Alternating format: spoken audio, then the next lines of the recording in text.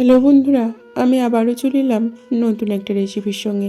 আজ আমি আপনাদের সঙ্গে শেয়ার করব ডিম দিয়ে বাঁধাকপির রেসিপি। আমরা আগেও খেয়েছি, আপনারাও খেয়ে থাকবেন। সাধারণত অল্প ডিম থাকলে ঝুড়ো ভাজা করি, আর বেশি ডিম থাকলে পার হেড 1 পিস করে আমরা সিদ্ধ দিয়ে রান্না করি। আজকের রান্নাটা একটু অন্যরকম, মাত্র 2টো ডিম দিয়েই 4 জনেও খেতে পারবে। এখানে উনানটা জেলে কড়াইটা বসিয়ে দিয়ে সরিষার তেল দিয়ে দিলাম। তেলটা খুব ভালোভাবে গরম হলে দিয়ে দিলাম আলু। এরপরে দিয়ে দেব লবণ আর হলুদ দিয়ে ঢাকা চাপা করে ভেজে নেব, যাতে নরমও হয়ে যায় আর খুব ভালোভাবে ভাজাও হয়ে যায়। আলুগুলো যতক্ষণ ভাজা হবে এখানে আমি একটা কাজ করে নেব। এখানে নিলাম একটা বড় সাইজের পেঁয়াজ, 2টা কাঁচা লঙ্কা, দিয়ে দিলাম লবণ আর 2টা ডিম। এইগুলো এখন আমি ভালো করে ফেটিয়ে নেব। এরপর আলুটা ভাজা হয়ে গেলে আলুটা তুলে নিচ্ছি। দেখুন আলুগুলো লাল লাল করে ভাজা হয়ে গেছে। আলু ভাজার পরেও যে এক্সেস তেল আছে ওই তেলের মধ্যেই এখন ফেটানো ডিমটা দিয়ে আমি ভেজে নেব। আমরা সাধারণত শুধু ডিমই ভেজে থাকি, সেখানে ডিমটা একটু পাতলা পাতলা হয়, পরিমাণটাও একটু কম হয়। এভাবে লঙ্কা পেঁয়াজ দিয়ে ভাজলে পরিমাণটা একটু বেশি হবে আর খেতেও একটু অন্যরকম হবে। তো ডিমটা আমার ভাজা হয়ে গেছে। এখন আমি 6 পিস করে কেটে নিলাম। দেখতেই পাচ্ছেন পিসগুলোও অনেকগুলোই হয়েছে। এখন আমি সমস্ত ডিমের পিসগুলো তুলে নিচ্ছি। এরপর তো আর তেল এক্সেস নেই, সেই কারণে আবারও একটুখানি তেল দিয়ে দিলাম।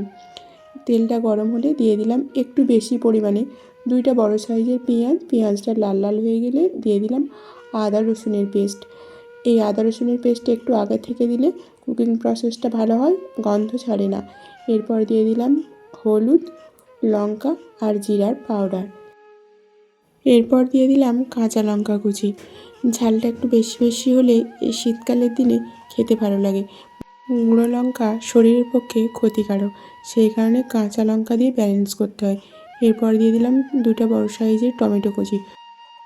টমেটো একটু বেশি দিলে একটু টক টক হয়। ঝাল ঝাল আর টক টক হলে রেসিপিটা খেতে অনেক ভালো লাগে। তো দেখুন মশলাটা আমার কষানো হয়ে গেছে, তেল ছেড়ে এসেছে। এখন আমি কুচানো বাঁধাকপিগুলো দিয়ে দিলাম। বাঁধাকপিগুলো অল্প একটুখানি নাড়াচাড়া করে নেব। এখন আমি দিয়ে দিলাম লবণ, আগে কিন্তু দেইনি। লবণটা এখন দিলে বাঁধাকপিটা খুব তাড়াতাড়ি জল ছেড়ে দেবে আর খুব তাড়াতাড়ি পরিমাণটা কমেও যাবে। দেখুন এরপরে আমি দিয়ে দেব ভেজে রাখা আলুগুলো। আলুগুলো একটু কড়া করেই ভাজা হয়েছে, তবে কড়া করে ভাজলে এই কষাতে কষাতে কালারটা চেঞ্জ হয় না বা স্বাদটাও সেরকম চেঞ্জ হয় না। বাট একটু হালকা করে ভাজলে সেটা সিদ্ধ আলুর মতো বা কাঁচা আলুর মতো লাগে কিন্তু। যাই হোক, আলু দিয়ে কিছুক্ষণ কষানোর পর আমি চাপা দিয়ে দিলাম। দেখুন বাঁধাকপিটা জল ছেড়ে দিচ্ছে।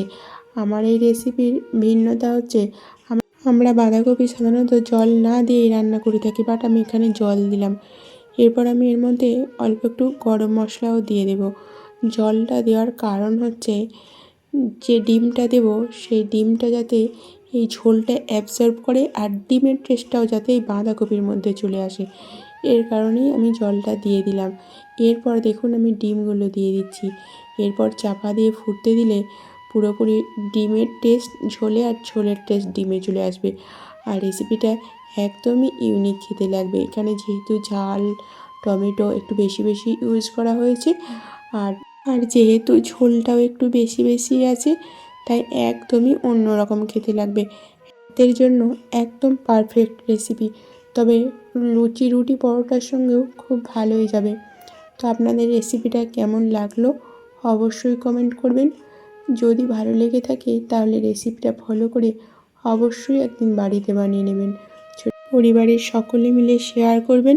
সুস্থ থাকবেন, ভালো থাকবেন বন্ধুরা। আজ তাহলে আসি, আবারও দেখা হচ্ছে পরবর্তী ভিডিওতে নতুন একটা রেসিপির সঙ্গে।